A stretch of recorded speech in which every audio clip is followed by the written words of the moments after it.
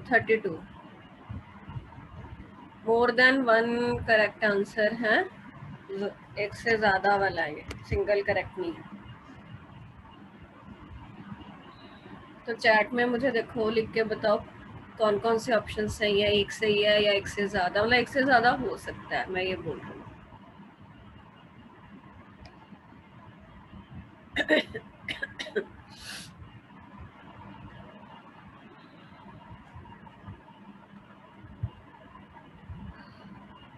प्रनूर का आंसर आया, हाँ ठीक है। मैंने एक और आएगी,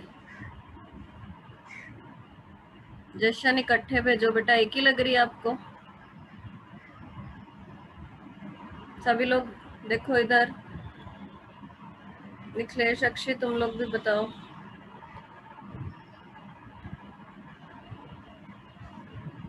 मान्य गलत ऑप्शन क्यों बता रहा है बेटा? सी तो गलत है।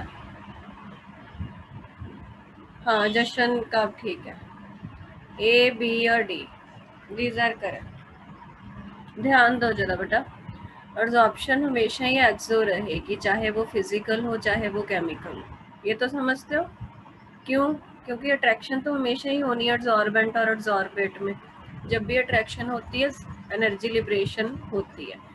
दूसरा पॉइंट, अच्छा ये जो पॉइंट है ना ये नोट्स में लिखा होगा, लिखा है मतलब तुम लोगों ने पढ़ा नहीं होगा, मैं अभी दिखाती हूँ।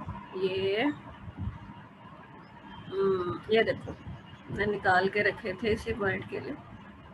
होता क्या है बेटा, कई बार ना जब लो टेम्परेचर है, जैसे इस केस में ये तुम्हारा आयरन है, आयरन के सरफेस पे नाइट्रोजन 83 केल्विन पे ये ना इसके ऊपर फिजिकल एब्जॉर्प्शन करती है वॉन डर वाल फोर्सेस से, बट जब हम इसका टेम्परेचर बढ़ा देते हैं 773 पे, यही इसके ऊपर केमिकली एब्जॉर्ब हो जाती है।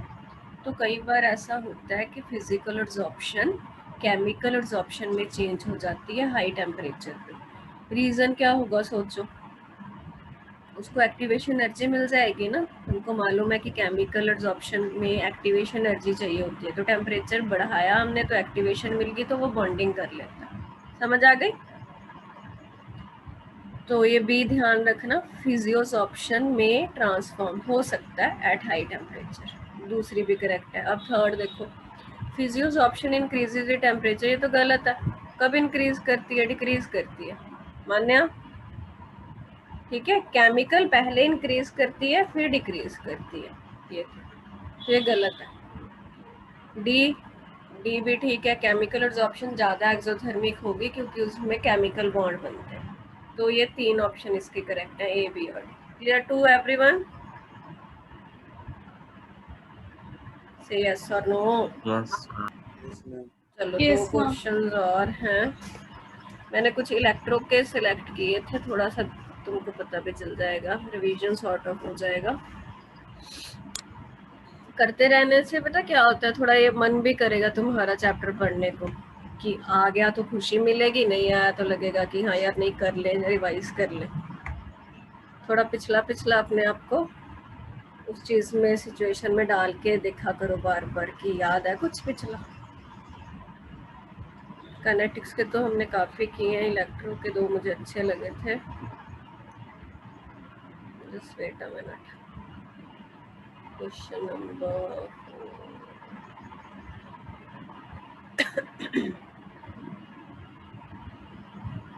इसमें देखो सॉल्यूशंस भी हैं, अरिहंत की है ये।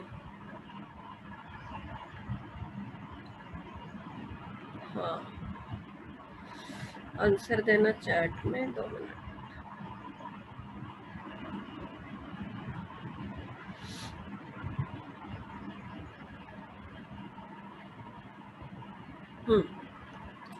ये वाला ये करो, बहुत आसान है।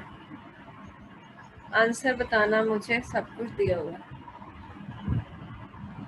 क्वेश्चन नंबर 4,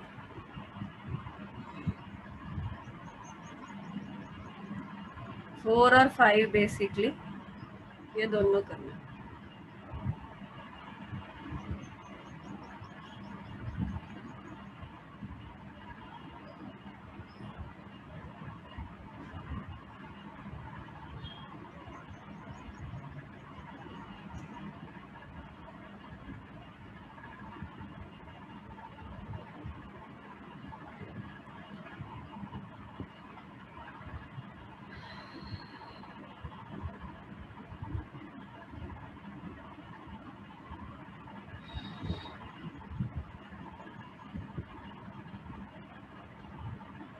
बेटा मंडे से ना थोड़ा टाइम के लिए ओपन होगी इंस्टीट्यूट। वी आर प्लानिंग कि सुबह 10 से शायद 1 बजे तक सर बैठेंगे, 1 से 4 मैं बैठने का सोच रही हूँ। क्लासेस तो ऑनलाइन ही है, कभी किसी को आना है तो डाउट्स वगैरह तुम आ सकते हो, फिर धीरे धीरे देखते हैं ऑफलाइन कर देंगे।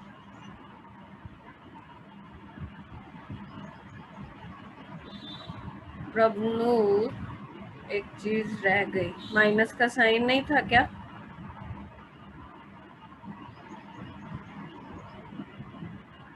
हाँ ठीक है, ठीक, सभी का सी ऑप्शन आ रहा है, बिल्कुल ठीक है।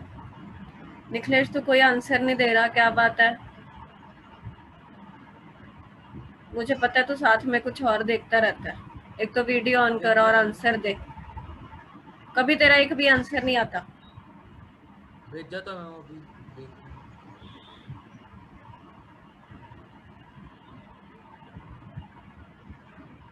हूँ। ये फॉर्मूला देखो लगाया सबने, एफ की वैल्यू इसने दे रखी है, ई भी डायरेक्टली नॉट दिया हुआ है, बस मल्टीप्लाई करके 1000 से डिवाइड करना था, किलो जूल में बोला ना उसने, और माइनस ध्यान रखना है बस। चलो फिफ्थ करो। पिया, हरगुन तुम लोगों ने नहीं दिए आंसर्स। अक्षय, ना मैंने दिया। मुझे निखिलेश, मान्या, जशन, प्रभनूर, पिया, ओके 4 बच्चों ने दिया। हरगुन ट्राई करो बेटा। अक्षित फिफ्थ वाला करो प्लीज। सभी लोग अपने आप को देखो, याद कराओ कितने फॉर्मूलेज याद हैं। क्या था ये? Limiting molar conductivity, NaCl, HCl और A for acetate, sodium acetate, तीनों के लिए दे रखी है। पूछा क्या है? कंडक्टिविटी फॉर ऑफ ये भी दिया है, इतने मोलर, ये क्या है? एसिटिक एसिड है, इसकी कैपा है, ये कैपा इतनी है, अल्फा निकाल ली है। तो चलो मुझे कौन बताएगा फॉर्मूला अल्फा का क्या होता है? जशन याद है यार? शक्लें तो दिखा दो। जशन बोल सभी लोग। अल्फा का फॉर्मूला क्या था बेटा डिग्री ऑफ डिसोसिएशन का? मैम पहले मोलर कंडक्टिविटी फिर लिमिटिंग मोलर कंडक्टिविटी से डिवाइड कर देंगे, शायद यही था। ये था, हाँ। नीचे लैम्डा नॉट, उसी मतलब एसिटिक एसिड की lambda m c given concentration पे कितनी आ रही है कंडक्टिविटी, मोलर वाली फिर लिमिटिंग वाली, दोनों को डिवाइड करके अल्फा आता है। तो पहले हम लिमिटिंग वाली डाटा से निकाल सकते हो एच ए की, वो इक्वेशन ऐड प्लस माइनस करके सिखाया था ना, कोलरोच लॉ। एच ए की मुझे लैम्डा एम नॉट निकाल के बताओ पहले।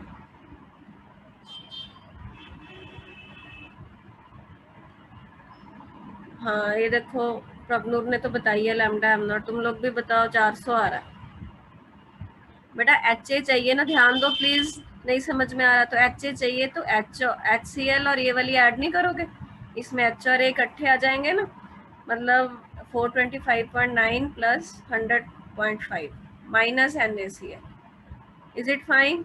ये समझ गए? हाँ, मान्या ने ऑप्शन कैलकुलेटर यूज किया, सही से बता। यस यस, कितनी खुशी की बात है। फिर लैम्डा एम सी में कैपा इंटू 1000/m, ये फॉर्मूला याद था सभी को? कैपा दिया बेटा, यूनिट चेक कर लिया करो, यहाँ पंगा नहीं है कोई तो ठीक है। मोलैरिटी लगाओगे तो लैम्डा एम सी आ जाएगा। कितना आ रहा है ये लैम्डा एम सी? मुझे लगता है 1/8 आ रहा था मेरा कट कटा के ना। यस मैम इतना ही आ रहा है। यस मैम 0.125 है। हाँ ये ऑप्शन आएगी। हो गया सभी का? ठीक है। पिया, हरगुन, हरगुन भूल गए सब बेटा। चलो अब हम अपने टॉपिक पे आते हैं, कोलाइड्स पे। दिख रहे तुमको नोट्स? यस तो एक बार जरा अभी तक चैप्टर में क्या क्या पढ़ चुके हैं। चैप्टर चल रहा है अपना सरफेस केमिस्ट्री। पिया कौन कौन से टॉपिक हो गए हैं बेटा, बता सकते हो?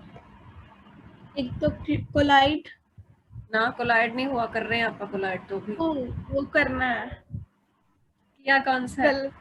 कोई बात नहीं, एड्सॉर्प्शन और लंबी सांस कैटालिसिस। लो और कैटालिसिस, रिप्लाई करो। कैटालाइसिस हो गया, एड्सॉर्प्शन और कैटालिसिस। बिल्कुल ठीक है, ये सेकंड नंबर पे किया था, पहले नंबर पे एड्सॉर्प्शन। ठीक है, एड्सॉर्प्शन में मान्य क्या क्या पढ़ा था अपन ने? फिजिकल और केमिकल एड्सॉर्प्शन होती है, फिर कुछ टर्म्स एड्सॉर्बेट, एड्सॉर्बेंट ठीक और है, फ्रेंडलिच एड्सॉर्प्शन, आइसोथर्म, आइसोबार, और एप्लीकेशंस में मैं पक्का क्वेश्चन डाल लूंगी, उसको याद करना है। ठीक है, एप्लीकेशंस ऑफ एड्सॉर्प्शन।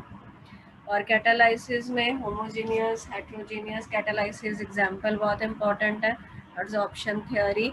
उसके बाद दो करेक्टर करे थे अपन ने, एक्टिविटी सेलेक्टिविटी, जियोलाइट्स कल कराया था, that's quite important, shape selective catalysis, then your enzyme catalysis, examples, lock की थ्योरी।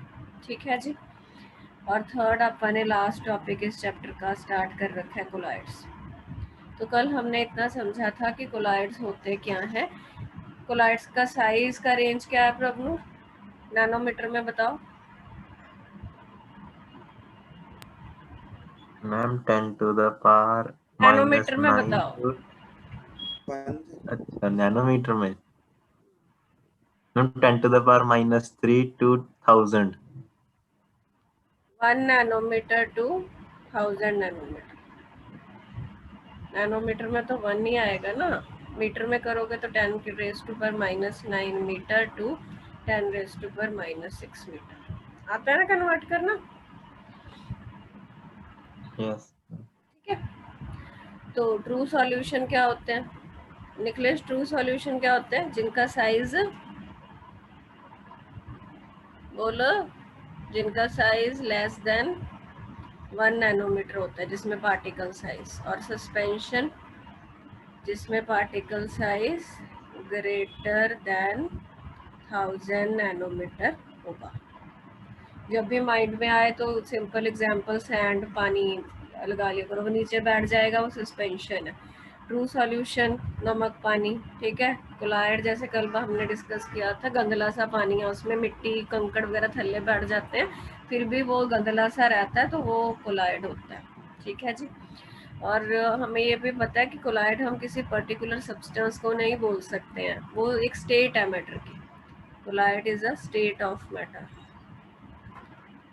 जैसे सोप की एग्जांपल थी, सोप को पानी में अपन डाल लें तो वो कोलाइड बनेगा, बट सोप को अल्कोहल में डाल लें तो वो कम्प्लीटली सॉल्युबल है, कम्प्लीटली मिक्सिबल है, तो वो ट्रू सॉल्यूशन बनता है।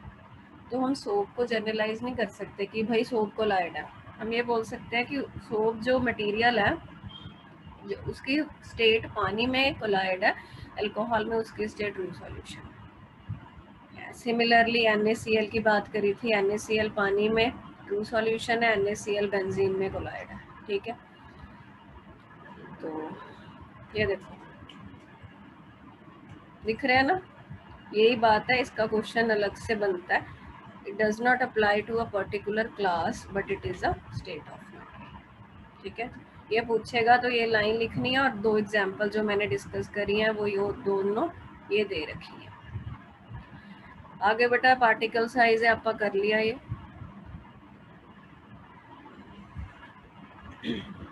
अब देखो, हाँ नोट्स में दिख रहा होगा तुमको, कंपैरिजन है ये, सस्पेंशन, कोलाइड और ट्रू सॉल्यूशन में। ये मैं नोट्स से पढ़ाऊंगी, इसमें कुछ समझाने वाला नहीं है, सिंपली एक बार रीड करने वाला। नेचर पे आ जाओ, बट जब नोट्स पढ़ोगे और मुझे सुनोगे, मन में रखना कि आपके अंदर चली जाए, चीज याद हो जाए। रट्टे वाला चैप्टर है, देखो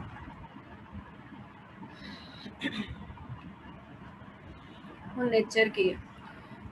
जो ट्रू सॉल्यूशन है, पानी में चीनी है, शुगर प्लस वाटर है, वो होमोजीनियस है ना, बिल्कुल यूनिफॉर्म लगता है देखने में, होमोजीनियस लिख दिया।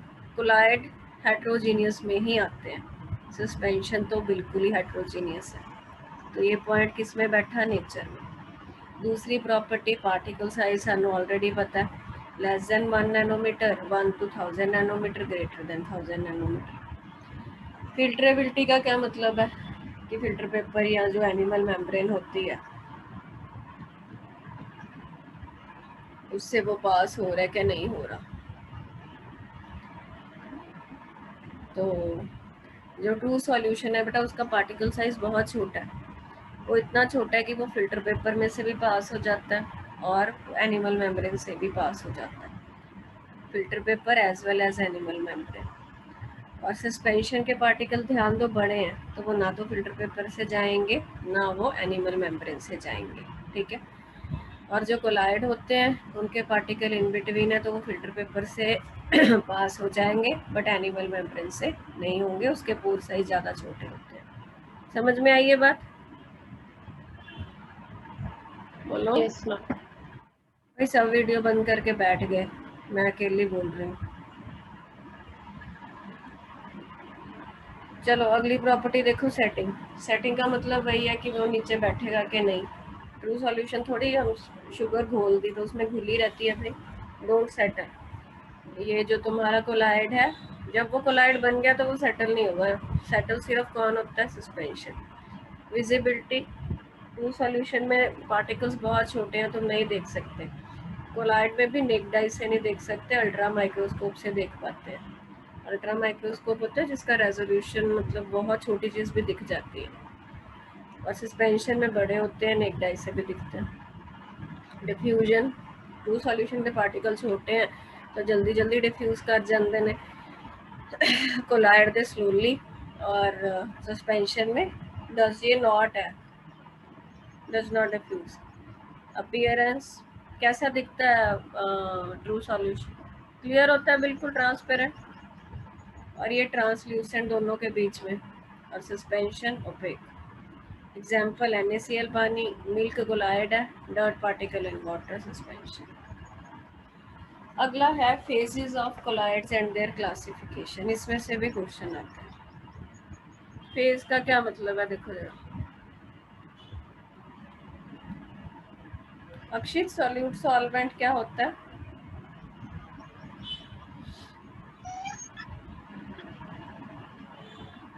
मैम सॉल्वेंट ਹੁੰਦੇ ਜਿੱਥੇ ਮਿਲਾਉਂਦੇ ਆ।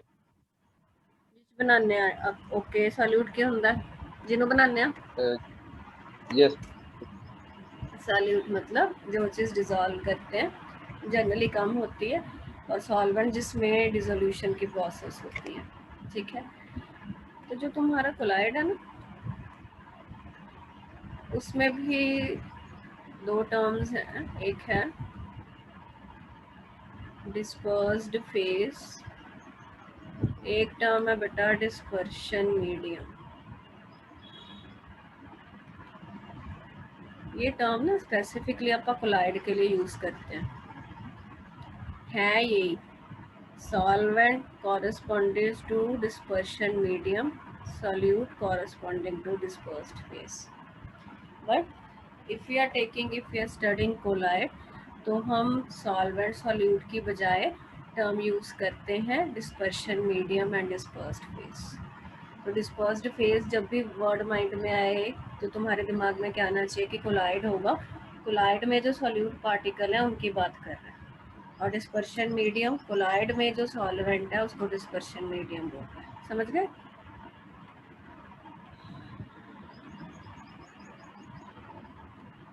ये देखो फेजेस बोल दिए उसको। डिस्पर्स्ड फेज क्या है? जो कम अमाउंट में है। डिस्पर्शन मीडियम क्या है? जो ज़्यादा अमाउंट में है। जैसे एक एग्जांपल है ये, सिल्वर सोल बोलते हैं बेटा इसको।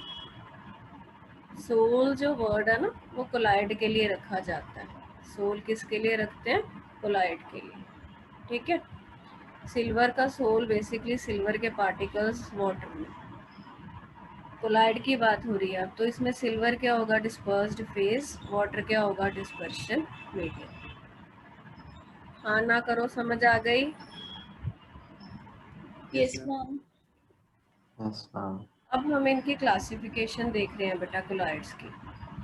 तो पहली क्लासिफिकेशन जैसे हमने सॉल्यूशंस में किया था, टाइप ऑफ सॉल्यूशन पढ़े थे ना मान्या, कितने टाइप के सॉल्यूशंस होते हैं?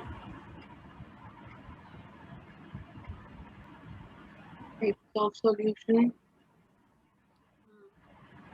कैसे क्लासिफाई किया था? Solid, solid, liquid solid, liquid, ऐसे करके 9 टाइप्स के थे।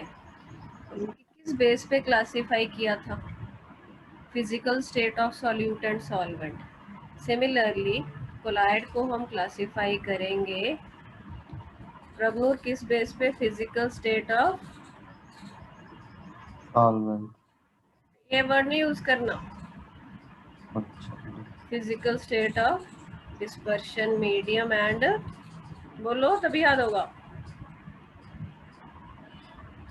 Dispersed phase. समझ आई बात? और कोलाइड का कॉमन नाम सोल है। इट इज नॉट सॉल्यूशन, ये अलग है, इसको सोल बोलते हैं। देखिए इधर, तो पहली क्लासिफिकेशन अभी आप पढ़ेंगे, physical state of dispersion medium and disperse phase. कहता वही सॉलिड लिक्विड गैस का फंड है। ये देखो, ये चार्ट दिख रहा है ना, ये 8 टाइप्स के हैं। 9th वाला नहीं लिया इसमें, रीजन बता सकते हो? कौन सा नहीं है, देख के बताना। गैस गैस में मिसिबल गैस होती गैस है। नहीं है, क्योंकि गैस गैस पूरा मिसिबल होता है, तो वो ट्रू सॉल्यूशन है। हम कोलाइड पढ़ रहे हैं, दिमाग खोल के सुनना मेरी बात। हम क्या पढ़ रहे हैं? कोलाइड्स पढ़ रहे हैं, सॉल्यूशन नहीं पढ़ रहे हैं हम। सॉल्यूशन का मतलब ट्रू सॉल्यूशन से है,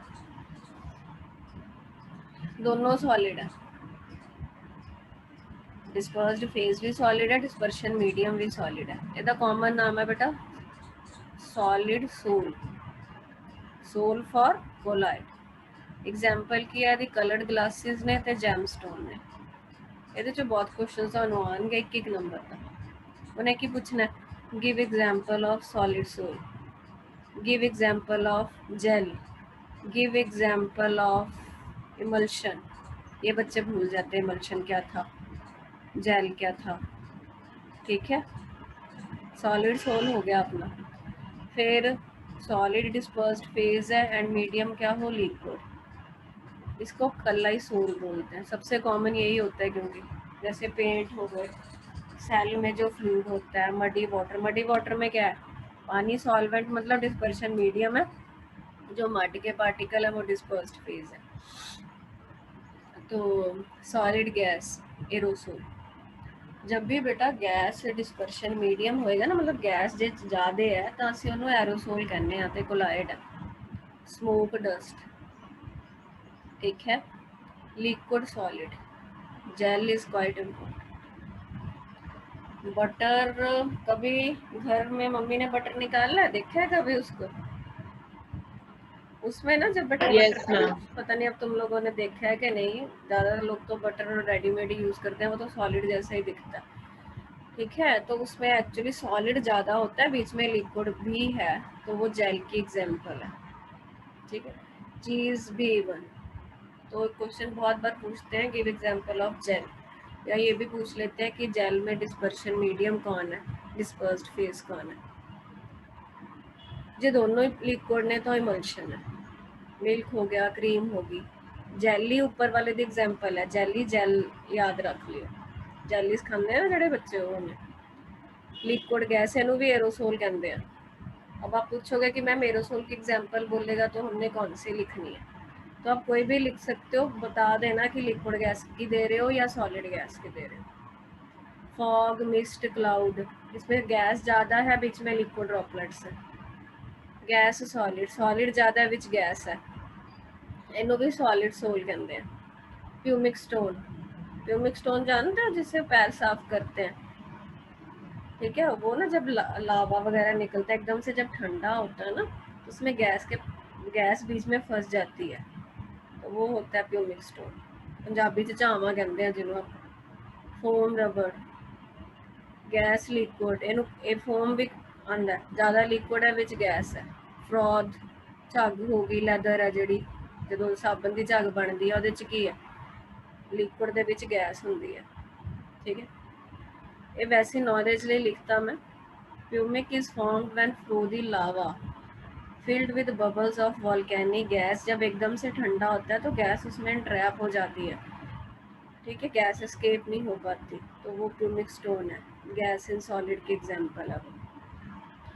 मोस्ट कॉमन कोलाइड सोल्स हैं, सॉलिड इन लिक्विड, जेल्स हैं एंड इमल्शंस हैं। इमल्शन मतलब दोनों लिक्विड है, लिक्विड लिक्विड, ठीक है। जेल मतलब ज़्यादा चीज़ सॉलिड है विच लिक्विड। आगे देखो बेटा की लिखे, उन्हें कॉमन नाम ले। पिया डिस्पर्शन मीडियम का मतलब क्या होता है बेटा?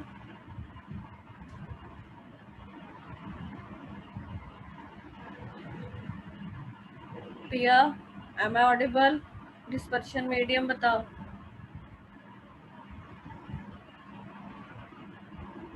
और गुण? अरे यार तुम सो जाते हो क्या सभी लोग? शक्लें दिखाओ अपनी, सभी बंद करके बैठे हैं। मैं 12 बजे छोड़ूंगी आज, देखना फिर ऐसे करोगे तो। पक्का आज 12 बजे तक पढ़ाऊंगी, बैठे रहो, मुझे क्या।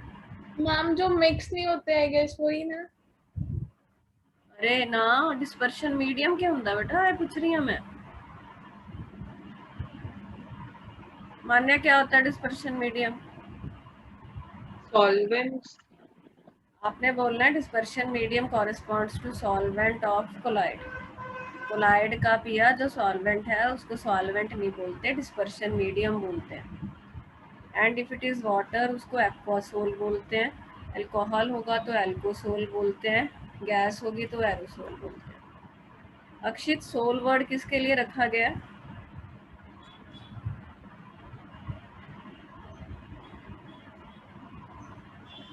अक्षित, सोच रहे हो सुनते नहीं क्या है तुम लोग? सोल मतलब सॉल्यूशन। अरे जशन, कोलाइड। सोल मतलब कोलाइड। सोल्स का सॉल्यूशन से कुछ लेना देना नहीं है। सोल का मतलब कोलाइड है। एरोसोल क्या होता है Nikhilesh?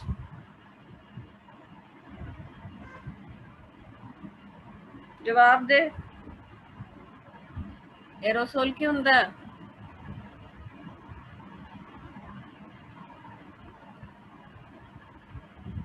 All people are waiting for your reply, Nikhilesh, including me. Prabhnoor, aerosol क्या होता है? सॉलिड इन गैस और लिक्विड इन गैस। एरोसोल आपने बोलना है जब भी डिस्पर्शन मीडियम क्या है, गैस है, खत्म कहानी, ठीक है। एक्वासोल जब भी डिस्पर्शन मीडियम पानी है।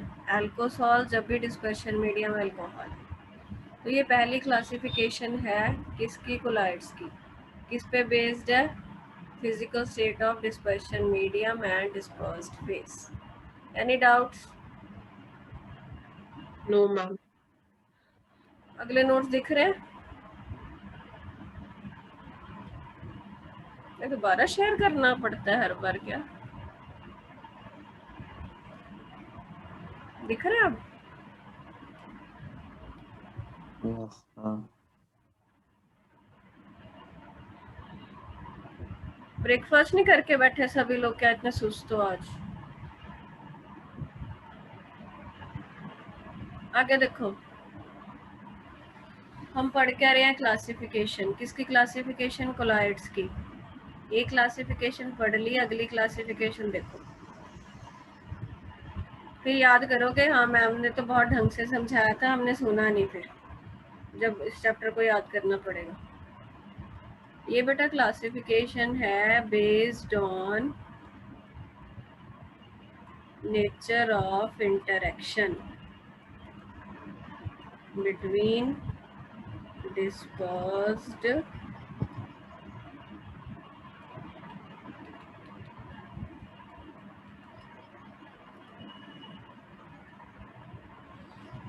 डिस्पर्स्ड फेज और डिस्पर्शन मीडियम में कैसी इंटरेक्शन है उसके बेस्ड पे होती है। दो तरह के कोलाइड ने, एक होंगे बेटा लायोफिलिक कोलाइड। प्रिया तो दो से है फिर ज्वाइन क्या? नहीं मैम एक से हूँ। गॉड, बोलना जरा। वो ऑन है मैम माइक। कौन आ जाता है भाई? पता नहीं मैम, मैं तो एक से ही हूँ। सबमिट कर देते हैं इसको।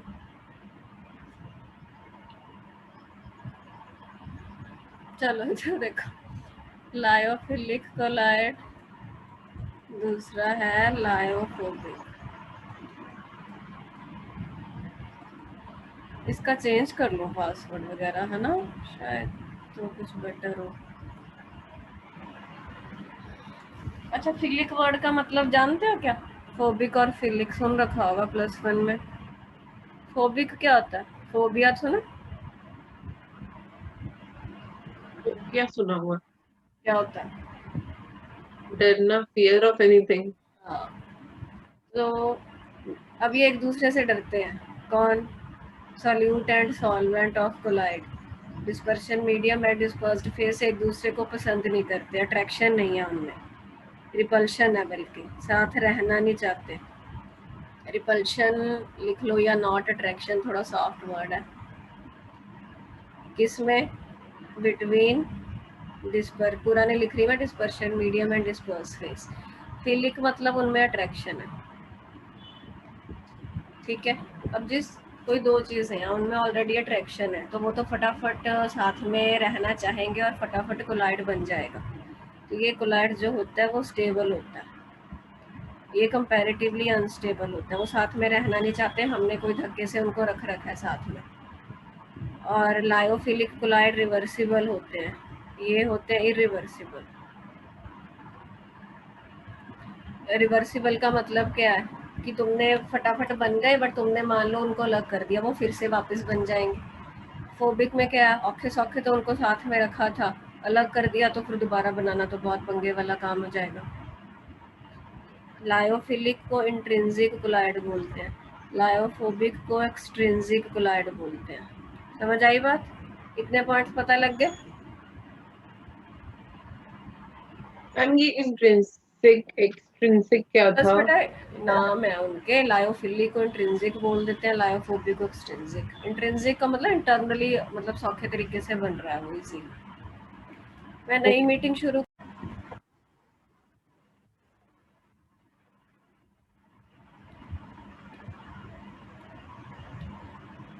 ओके, सो अब रीड करते हैं लायोफिलिक और लायोफोबिक, ठीक है। और डिस्पर्शन मीडियम पर्टिकुलरली वाटर है तो उसको हाइड्रोफिलिक हाइड्रोफोबिक कोलाइड का नाम देते हैं। क्या समझाया मैंने? कौन ब्रीफ कर सकता है लायोफिलिक को? क्या क्या पॉइंट बताए थे? जशन बता सकते हो? लाइफलिक होते हैं जो अट्रैक्ट करते हैं, अपने आप अट्रैक्ट करते हैं। इसको ऊंची बोलो, क्या कह रहे हो? हम लाइफलिक होते हैं जो अट्रैक्शन करते हैं। जिसमें अट्रैक्शन होती है, डिस्पर्शन मीडियम और सोशल मीडिया में फेस में डिस्पर्स्ड फेज में, ठीक है। तो पहला पॉइंट जशन ने बता दिया, in which dispersed phase has considerable affinity, मतलब attraction for the dispersion medium, and they are directly prepared. दो चीज़ों में अट्रैक्शन है, फटाफट प्रिपेयर हो जाएंगे। दूसरा नाम मान्य क्या है? Intrinsic colloid. Intrinsic colloid. Example बताती हूँ मैं। आगे देखो क्या कह रहे हैं, रिवर्सिबल। रिवर्सिबल का क्या मतलब है? If the dispersion medium is separated from the dispersed phase, sol मतलब colloid can be made again by simply mixing the two, क्योंकि वो साथ आने को हमेशा रेडी है, इसलिए उसको रिवर्सिबल बोलते हैं। 3 नाम हो गए, lyophilic, intrinsic, reversible. Easily precipitate नहीं किया जा सकता। प्रेसिपिटेट का मतलब बेसिकली दोनों को अलग करना है। किन दोनों को? डिस्पर्शन मीडियम और डिस्पर्स फेज को। एग्जाम्पल जेलेटिन, प्रोटीन, स्टार्च, ठीक है। चलो प्रभनु, लायोफोबिक का बताना थोड़ा। Is he present? Yes. Ma'am, when there is repulsive forces between dispersion phase and dispersion medium, it is irreversible and unstable. Unstable, extensive, ठीक है। तो देखो, रिपल्शन लिख लो या कम, थोड़ा लाइट वर्ड क्या है? Very little affinity, no affinity basically between the two. Extensive colloid बोलते हैं इनको। और क्या है, एग्जाम्पल करते हैं। लेस स्टेबल है, इरिवर्सिबल है, एक बार इनको लग कर दिया तो दोबारा इकट्ठे लेके आना मुश्किल। मेटल की कोलाइड होती है बेटा इसमें, एक टिपिकल एग्जाम्पल याद रखें आपका। तो ये सारी है, ये क्या लिखा है, राइटिंग नहीं समझ आ रही तो यस ये आर्सेनिक सुना होगा, एक एलिमेंट ग्रुप 15 का होता है, तो इसको बोलते हैं आर्सेनियस सल्फाइड। क्या है, arsenious sulphide. Ferric hydroxide, basically metal और उनके जो सल्फाइड होते हैं, गोल्ड की, सिल्वर की, ये सारी जो है ये लायोफोबिक कोलाइड में आती है। लिक्विड हीटिंग फोबिया उसको। ये क्वेश्चन कैसे आता है, वो बोलेगा write note on lyophilic and lyophobic colloid, ऐसे आता है। तो हाँ, अपन ने बेटा 2 क्लासिफिकेशन कर ली है कोलाइड की। कौन कौन सी की हैं 2 पिया बताना। 2 क्लासिफिकेशन किस पे बेस्ड थी? पहली किस पे बेस्ड थी? Physical state of dispersion medium and dispersed phase. दूसरी nature of interaction between dispersed phase and dispersion medium. ठीक है।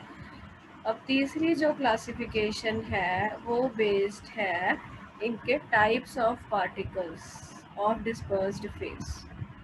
मतलब सॉल्यूटेड पार्टिकल किस टाइप ਦੇ ਨੇ ਕੋਲਾਇਡ ਦੇ ਵਿੱਚ, ਉਹਦੇ ਬੇਸ ਤੇ ਹੈਗੀ थर्ड क्लासिफिकेशन। 3 तरह की क्लासिफिकेशन है कोलाइड की। तो थर्ड वाली करते हैं। एक मल्टी मॉलिक्यूलर कोलाइड है, एक मैक्रोमॉलिक्यूलर कोलाइड है, एक होते हैं एसोसिएटेड कोलाइड। वो लिखा हुआ है, हाँ मैं नोट सीधे करके पढ़ाऊंगी। क्या क्या नाम लिया है मैंने? मल्टी मॉलिक्यूलर, मैक्रोमॉलिक्यूलर और एसोसिएटेड कोलाइड।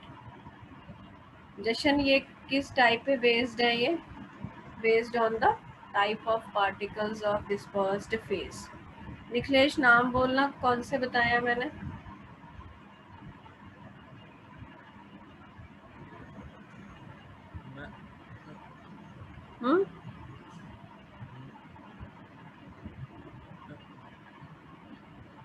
की कह रहे हैं बेटा, आवाज नहीं आ रही।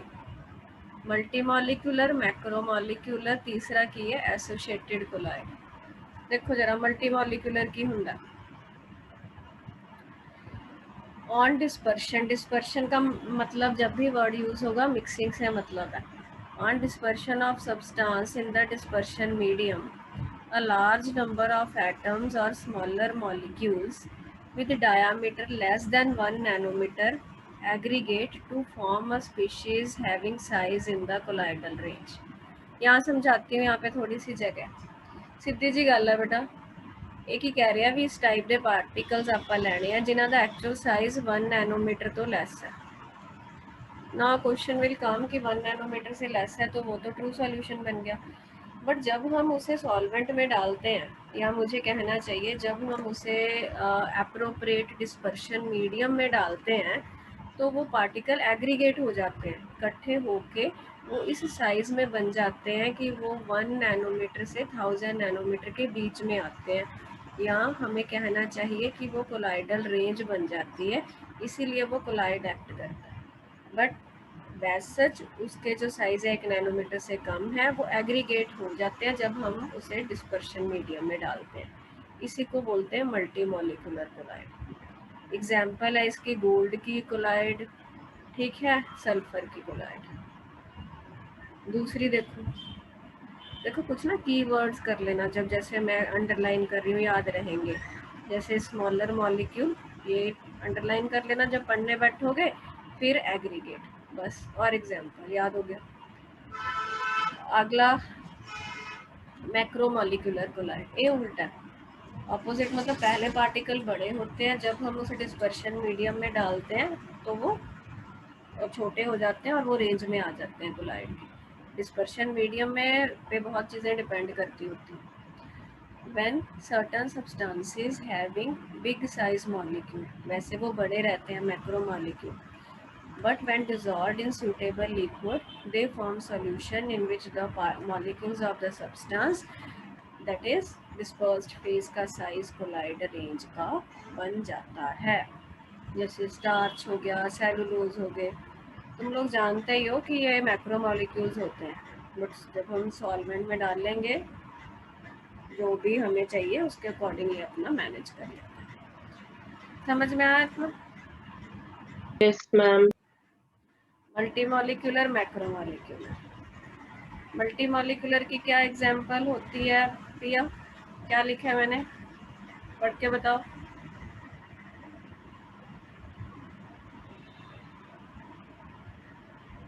प्रिया,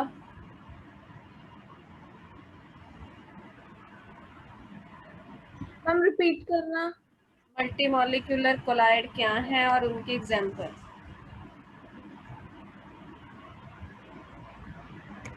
एग्जाम्पल तो गोल्ड सल्फर, जो उसमें पार्टिकल डालने में डिसॉल्व हो जाते हैं। आपने सिंपली बोलना है गोल्ड का colloid, gold sol and sulphur sol. Sulphur particle पहले 1 नैनोमीटर से छोटे होते हैं, स्मॉल होते हैं। जब हम उसे अप्रोप्रिएट डिस्पर्शन मीडियम में डालते हैं तो वो एग्रीगेट हो जाते हैं। ठीक है, अब थर्ड पे आते हैं। थर्ड है बेटा एसोसिएटेड कोलाइड्स, मिसल फॉर्मेशन। कई लोग माइसिल बोलते हैं, मिशैल बोलते हैं, जो भी प्रोनाउंस करना है। पढ़ा होगा ये आईसीएसई वाले बच्चों ने, तो आई थिंक 9th में होता है उनका, कि जो क्लॉथ है जैसे, है ना, क्लिनजिंग एक्शन ऑफ सोप, उसमें भी होता है। सीबीएसई में भी मुझे याद आ रहा है 10th में था शायद। क्लिनजिंग एक्शन सोप का पढ़ा है कभी तुम लोगों ने? नहीं मैम। ऐसे कैसे नहीं पढ़ा, मुझे याद है मैंने पढ़ा सरफेस है। टेंशन हाँ ये पढ़ा पढ़ा है, हाँ, ठीक है होता उसका। है, पढ़ा है। पढ़ा है भाई, ये मिसल। 8th में पढ़ा था मैम, 9th में 10th नहीं में था। है। सीबीएसई को तो 10th में था, आईसीएसई को 8th में नहीं 9th में मैंने पढ़ाया था, याद है। 8th में भी पढ़ा था मैंने ये। तो वो बेटा मिसल फॉर्मेशन से जो सोप है वो क्लॉथ को क्लींस करती है। अभी हमने देखा था ना कोलाइड के शुरू में कि सोप जो है वो कोलाइड बनाती है पानी के साथ, वही सारी कहानी है। और उनको बोलते हैं एसोसिएटेड कोलाइड। देखो इसमें होता क्या है, मिसल बनने के लिए ना, जो तुम्हारा डिस्पर्स्ड फेज है, जब भी मैं डिस्पर्स्ड फेज बोलूँगी माइंड में स्ट्राइक क्या करना चाहिए, सॉल्यूट। उसकी एक पर्टिकुलर कंसंट्रेशन होती है, उसको बोलते हैं सीएमसी, क्रिटिकल मिसल कंसंट्रेशन। इस कंसंट्रेशन से ऊपर यदि हम उस चीज़ को लेते हैं तो ही वो कोलाइड बना पाता है। पढ़ते हैं, there are some substances which at low concentration, कहता है यदि हम उनको लो कंसंट्रेशन में लें, they behave as normal strong electrolytes. वो नॉर्मल इलेक्ट्रोलाइट बिहेव करते हैं, स्ट्रॉन्ग इलेक्ट्रोलाइट जैसे सॉल्ट्स होते हैं। बट एट हायर कंसंट्रेशन, उन्हीं चीज़ों को if we take at higher concentration, they exhibit colloidal behaviour due to aggregate formation. देखो वो तो थोड़ा एग्रीगेट टाइप ही रहा है, पहले जैसा ही है, थोड़ा थोड़ा मल्टी मॉलिक्यूलर टाइप ही है, बट इन्होंने ये एक अलग कैटेगरी बना दी है, एसोसिएटेड कोलाइड मिसल। याद रखो, तो कोई पूछे एसोसिएटेड कोलाइड क्या है, तो जो पहली लाइन लिखोगे वो तो यही है जो यहाँ पे लिखी है, कि कुछ सब्सटेंसेस हैं जो लो कंसंट्रेशन पे नॉर्मल इलेक्ट्रोलाइट है, but if we take that substances at the higher concentration they show the colloidal behaviour, that's it. And these aggregated particles they are called micelles। ठीक है, अब यहाँ से पढ़ते हैं। इसमें दो टर्म है, एक तो क्राफ्ट टेम्परेचर, एक सीएमसी। इनकी डिटेल्स हमारे सिलेबस में नहीं है, ये जो पर्टिकुलर लोग रिसर्च करते हैं ना सोप्स एंड डिटर्जेंट्स वगैरह पे, वो सारा टॉपिक है। हमने खाली ये जानना है कि भाई एक पर्टिकुलर टेम्परेचर के ऊपर ही मिसल बनेगा, उस टेम्परेचर को क्राफ्ट टेम्परेचर बोलते हैं, और एक पर्टिकुलर कंसंट्रेशन से ऊपर ही मिसल बनेगा, उस कंसंट्रेशन को सीएमसी बोलते हैं। Formation of missile take place only above a particular temperature called Kraft temperature and above a particular concentration called CMC। Soaps and synthetic detergent जो यूज़ करते हैं आप, वो सारे इस क्लास में आते हैं। सोप्स के लिए जो CMC है उसकी रेंज ही होती है, कंसंट्रेशन मतलब मोलैरिटी हो गई -10⁻⁻⁴ to 10⁻⁻³ मोल पर लीटर। इतना क्लियर हो गया? Yes ma'am. तो पहले एक बार जरा दिमाग में सम अप करो, टॉपिक कौन सा कर रहे हैं आप? सबसे पहले हमने देखा कि कोलाइड क्या होते हैं, फिर हमने देखा कोलाइड, ब्लू सॉल्यूशन और सस्पेंशन तीनों में बेसिक डिफरेंसेस क्या है, चार्ट बना के देखा था। इनमें पार्टिकल साइज में क्या फ़र्क है, इनकी सेटिंग में क्या फ़र्क है, इनकी विजिबिलिटी में क्या फ़र्क है, फिल्ट्रेबिलिटी में बिहेवियर क्या है। फिर हमने देखा कि कोलाइड पढ़ना है तो उसकी क्लासिफिकेशन देख ली जाए, कितने टाइप से क्लासिफिकेशन इनकी करते हैं, 3। पहली किस पे बेस्ड थी? Physical state of disperse phase dispersion medium. दूसरी interaction between disperse phase and dispersion medium. तीसरी type of particle of dispersed phase. ठीक है, तो जो टाइप ऑफ पार्टिकल है उस पे बेस पे 3 टाइप के हैं, मल्टीमॉलिक्यूलर, मैक्रोमॉलिक्यूलर, एसोसिएटेड। अब हमारे सिलेबस में है मैकेनिज्म ऑफ मिसल फॉर्मेशन, इस पे क्वेश्चन आता है तुमको, मैकेनिज्म पूछेगा और वो क्लिनजिंग एक्शंस होगा। ठीक है, ये सारा इसमें दिया है, मैं आपको समझाऊंगी, 5 मिनट का काम है, इसको ख़त्म करेंगे तो क्लासिफिकेशन हो जाएगी। फिर ये देखो, मैं चाहूँ तो इसको बहुत जल्दी ख़त्म कर सकते हो, तुमको पढ़ने को दे दूँ, बट बेटा देखो टाइम लगा रहे हैं तो प्लीज़ थोड़ा रिजल्ट ओरिएंटेड बनो। और फिर तुम्हारे सिलेबस में है प्रिपरेशन ऑफ कोलाइड। कोलाइड भाई जान तो लिए हम लोग कितनी टाइप के, फिर हम ये जानेंगे कि कोलाइड को बनाते कैसे हैं। कोई चीज़ के बारे में जान लिया कितने टाइप के, फिर उसको बनाना कैसे है ना, खाना बनाने जैसे आना चाहिए। फिर उसका अगला टॉपिक है उसको प्योरीफाई कैसे करते हैं, बनाते टाइम कई बार इम्प्योरिटीज़ रह जाती हैं तो कोलाइड्स को प्योरीफाई कैसे करते हैं। ऐसे 2-4 टॉपिक्स हैं इसमें, तो फटाफट ये ख़त्म कर लेते हैं कि ये वाला मिसल फॉर्मेशन, ये बोर्ड की हेल्प से और वाइट बोर्ड और ये नोट दोनों की हेल्प से साथ साथ पढ़ेंगे, ध्यान देना। तो सोप केमिकली बेटा क्या होती है? सोडियम और potassium salt of higher fatty acid. ये देखो, मान लो ये मैंने लिख दिया, तो ये क्या है? तुम बोलोगे कि मैम आपने कार्बोक्सिलिक एसिड लिखा है। हायर फैटी एसिड का मतलब होता है कि आर ग्रुप बड़ा है। बड़े मतलब तुमको पता है कि कार्बन के पास कैटिनेशन की टेंडेंसी है तो लंबी चेन बनाता है, तो आर ग्रुप बड़ा ले लें और एच की जगह हम सोडियम या पोटेशियम का सॉल्ट ले लें, तो उसको बोलते हैं अपन सोडियम और potassium salt of higher fatty acid. ये सोप होती है केमिकली। अब सोप देखते हैं भाई, केमिकली भी तो कुछ होगा, तो कोई बोले तो क्या कहोगे, ये है भी सोप। एग्जाम्पल ਦਿੱਤੀ ਹੋਈ है सोडियम स्टीरेट, सोडियम पालमिटेट, ये सोप ਦੀ एग्जाम्पल है, उन्होंने बेसिक सॉल्ट्स ने, बाकी फ्लेवर वगैरह कलर होर बहुत कुछ ऐड करके सारा अपन बनाते हैं। सोडियम स्टीरेट लिखा जैसे CH3 CH2 16 ग्रुप्स हैं इसमें, CON में, पालमिटेट में CH2 14 ये लिखा। अब होगा क्या, ये वाइट इस पे समझा देती हूँ। जब तुम पानी में पाओगे बेटा सोप को तो ये अलग अलग हो जाएंगे, सॉल्ट है ना, ये कार्बोक्सिलेट पार्ट अलग हो गया, सोडियम पार्ट अलग हो गया। ठीक है, अब ये जो कार्बोक्सिलेट आयन है इसमें आगे 2 पार्ट्स हैं, दिख रहे हैं तुमको? समझो जरा इधर, ये सोप थी, sodium salt of higher fatty acid, sodium salt ले लिया अपन ने, पानी में पाया, ये बन गया। अब इसको देखो जरा, इसमें आगे 2 पार्ट है, एक तो आर पार्ट है, एक ए पार्ट है। जो आर होता है बेटा इसको बोलते हैं आप हाइड्रोकार्बन चेन, हाइड्रोकार्बन चेन है या इसको टेल बोलते हैं, और इसको बोल देते हैं हेड पार्ट। ठीक है, जैसे बॉन्ड लाइन नोटेशन पढ़ी होगी, आर मतलब आर क्या पार्ट है,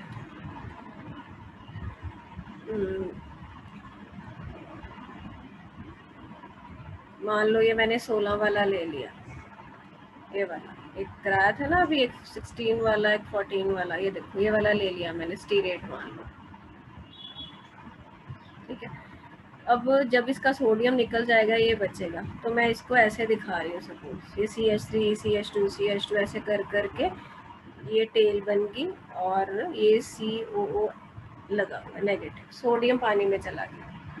तो ये जो लंबी आर पार्ट है इसको टेल बोलते हैं, COO नेगेटिव है, इसको हेड बोलते हैं।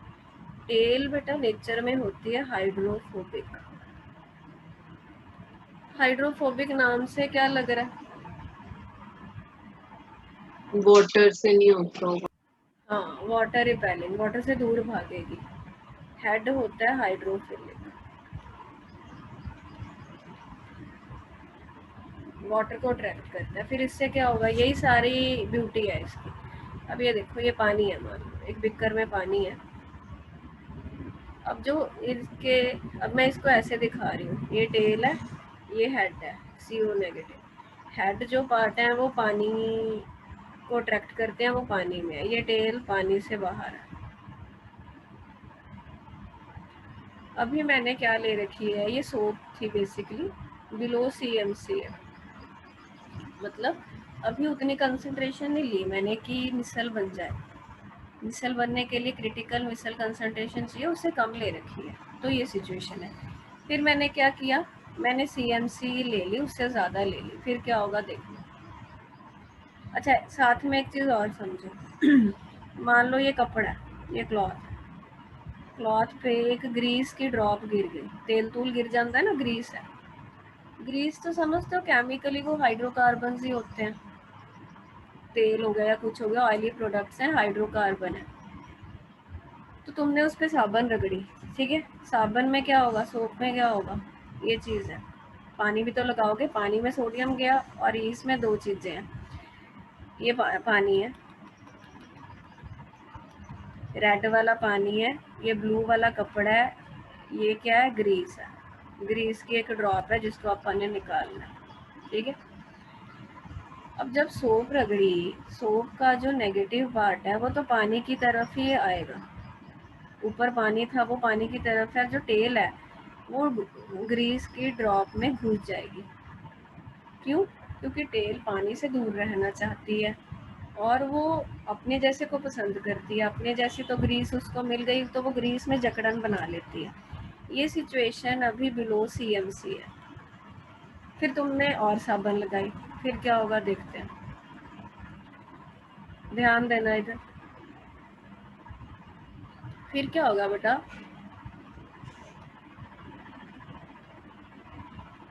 फिर ये मिसल बना लेगा, ज़्यादा पार्टिकल आ गए ना सोप के। ये जो ब्लू वाली है गोल सी, ये ग्रीस की ड्रॉपलेट है, ये टेल से पूरी तरह उसको जकड़ लेंगी, ग्रीस की ड्रॉपलेट।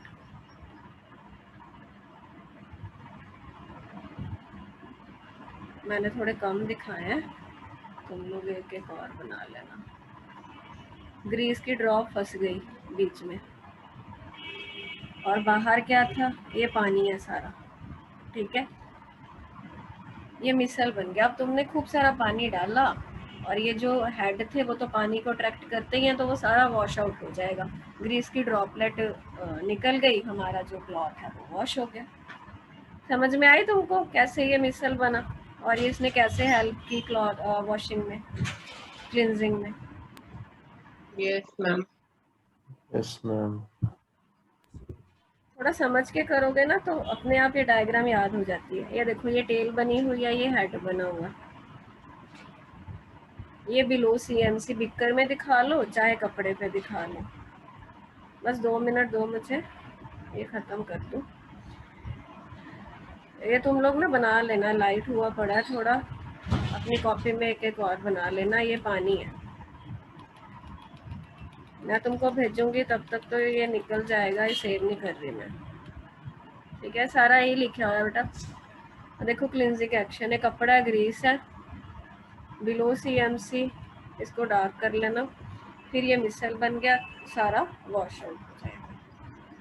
हाइड्रोफोबिक जो होता है वो नॉन पोलर है टेल, और हेड क्या है, पोलर है। पोलर है इसीलिए पानी की तरफ है, टेल नॉन पोलर है इसीलिए वो ग्रीस की ड्रॉपलेट में घुस जाती है। बाकी यहाँ तक समझ में आ गया? बताओ मुझे, किसी को कोई भी डाउट है तो बोलो। टाइप्स ऑफ बेटा कोलाइड्स हो गया, ये डिटर्जेंट के एग्जांपल है, तो एक्स्ट्रा पॉइंट करा दूंगी। फिर कल आप प्रिपरेशन और प्योरिफिकेशन करेंगे, ठीक है। आज थर्सडे है, कल फ्राइडे और सैटरडे को हमने ये चैप्टर हर हालत में ख़त्म करना है। और तैयारी शुरू कर दो, 2 दिन मिनिमम लगेंगे, मुझे पता है अभी तुम लोगों ने कुछ नहीं किया। संडे को टेस्ट होगा, इसका सब्जेक्ट है। आज असाइनमेंट दोगे तो ही कल क्लास लगाऊंगी। Okay then, take care, bye bye. Okay.